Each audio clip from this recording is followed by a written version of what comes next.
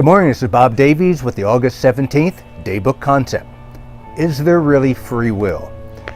This gets to be a bit controversial. Stay with me. In July 2008, retired steelworker Brian Thomas dreamed that bikers had broken into his camper and he strangled one to death. It turned out he killed his loving wife of nearly 40 years.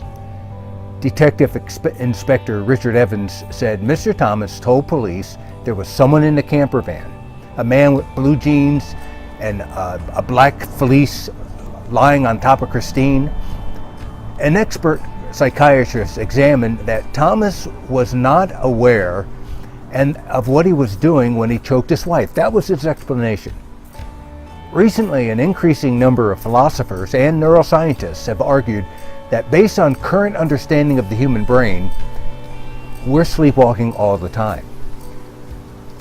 Instead of being intentionally the originators of our lives, we're simply pushed around by past events and by behind-the-scenes neural networks. It's our non-conscious minds.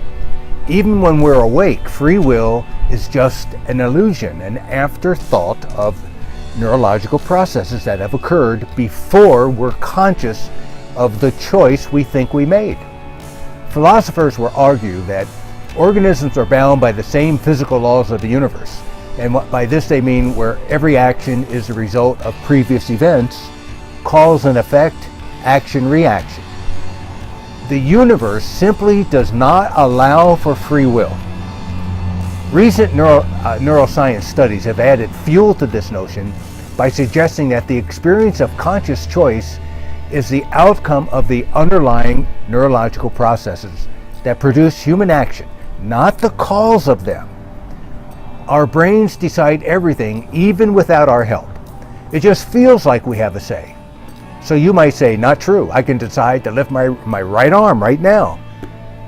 Scientists would argue that the motor cortex was firing before you were conscious of the choice to lift your arm. Now, none of this really matters. The only thing that matters is you can influence this.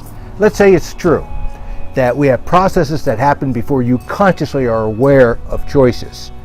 You can influence this by creating the neurological wiring of your habits.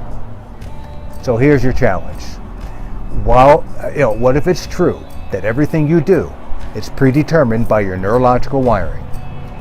Rather than trying to solve or disprove this, place your energy on thinking positive and productive thoughts. Build the inner processes and networks that will lead you to successful outcomes. Use the tools of this program to do this. For your meditation, my purpose today is to determine my future with the thinking that I have and the decisions that I make. I am present of today. I am aware of today. It's a gift. I'm conscious.